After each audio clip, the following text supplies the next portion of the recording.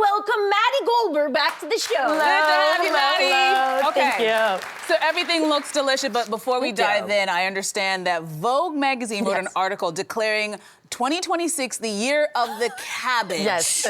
We did not know that Vogue was getting into the vegetables, but that's interesting. But you've been long singing the praises of cabbage. So why is it having its moment right now? Yeah, I mean, I've been saying for at least 6 years that cabbage is probably my favorite vegetable to work with. I always keep a cabbage in my pantry, and mostly because it's one of those vegetables that lasts a very long time. Okay. So it has a long shelf life, so you can have it sort of on hand whenever you need a vegetable to do something with. Okay. And then also there's a lot you can do, anywhere from a cold preparation to a hot preparation. You can sort of make it work with any dish, and we'll talk about all the things you can do with cabbage today. All right. Before we go, I want to talk a little bit more about your food philanthropy. So how it works is you show up to the food bank kitchen on Tuesdays with no idea what ingredients you're going to get. And then you have 2 hours to make 100 meals. Isn't that extraordinary?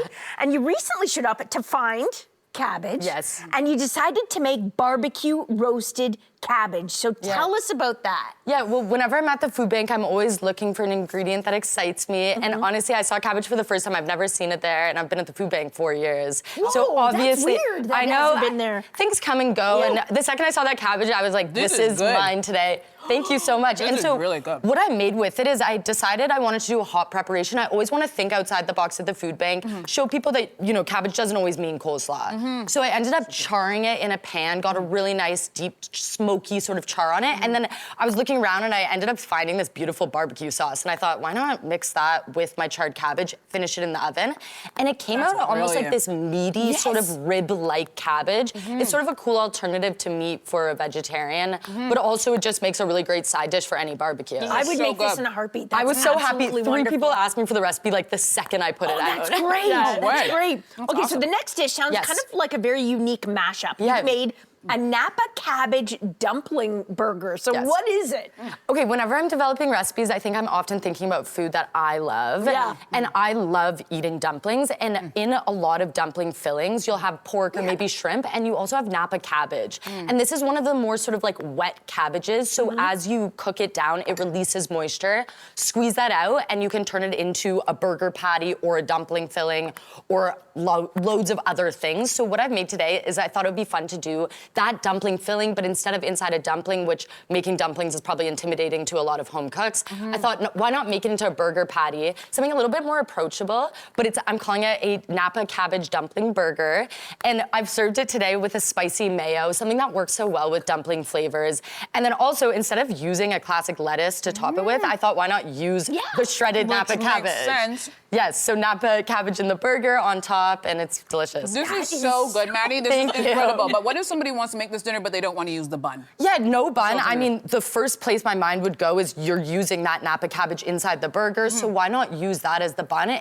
Alternatively, you could do like a lettuce bun as well.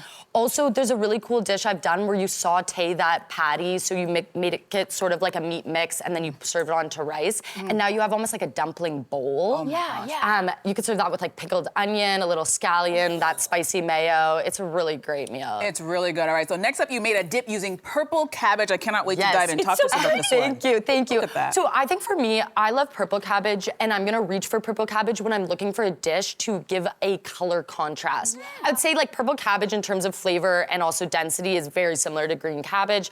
I opt for it when I'm looking to brighten a dish. And so if I'm cooking for an appetizer and I'm having a dinner party, I want to wow my guests. And so what I go for is a purple cabbage or something with beautiful color. I've made today a dip. I quite literally made up this dip yesterday and it blew my mind.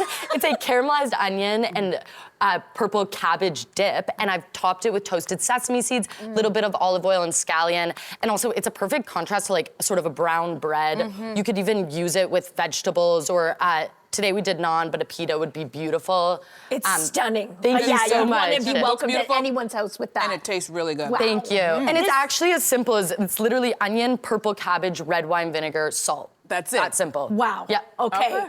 I'm very, very excited about this next one. You've brought for us today a charred cabbage Caesar. Yes. Tell us about it. Okay, so, you know, Vogue's saying cabbage is everywhere right now, and what I'm thinking is the way I'm seeing cabbage being prepared by chefs, so the way it's hitting menus the most is this style, which is charring cabbage in wedges. Charring is a really beautiful preparation, and then what happens with these wedges after they're charred, it's cooked in an oven with liquid, so it sort of creates takes on the flavor of flavor of the liquid, but also it really just takes on moisture. So instead of drying out the cabbage by roasting it, takes on this moisture, and then you can top it with anything. So you have a wedge that has that char, it's cooked through, and it's really delicious. But then also now on top, I decided to go sort of like a Caesar root. So I made a Caesar sauce as the base with Greek yogurt, and then on top you have that shredded Parmesan. I did a little sourdough crouton, lime or lemon zest, and a little bit of chopped chives. I'm doing my croutons like this from now on. They're little itty bitty bits instead of tearing up your mouth. Yeah. Genius. Thank you. It's actually, that crouton is made with bread crust, and then you just crush it up after frying it. That is brilliant. All right, so you use green cabbage here. So why is that better than using the red cabbage? Well, I think for a dish like this, red cabbage, especially when you're cooking it or charring it, you're not gonna see the char. Yeah. Like when I'm thinking about something, the difference between a purple cabbage and a green cabbage, all really, when it comes down to it, is color. Yeah. So I'm trying to think of, for a dish like this, I want to show that char. It's beautiful, it looks great. And so I opted for the green cabbage. Whereas purple cabbage, if I'm doing something where I want to contrast bread, which is brown, It's visually just not going to see it. No, exactly. I get it. So last dish is coleslaw, and you say this is a great way to get people who might not cook with cabbage a heck of a lot, sort of acclimatized. How come? Well, I think most people, when they look at a cabbage, they think coleslaw. It's sort of the obvious thing to do with a cabbage, but I'm always urging people to cook from items they already have in their fridge. And I think people think of coleslaw as like the coleslaw that everyone's seen. I actually urge people to like open up their fridge and see what they have inside. This is a mint and toasted caraway coleslaw. So it's totally different, and you can open your fridge and grab any herb that you have. I used mint, you could do basil, chives, cilantro, whatever you want, and then I've used cumin or caraway seed because I love caraway. You could use cumin seed, fennel seed, or say you wanted to do a different vibe, you could do toasted sesame. Tons you can do with that coleslaw. All right, we're convinced this is the year of the cabbage, everybody. You did it. You did it. And Maddie, Yeah. I kid you not, I want all 5 of these recipes. Thank you so much. Thank you so much. For highlighting cabbage for us. That was phenomenal. Great job.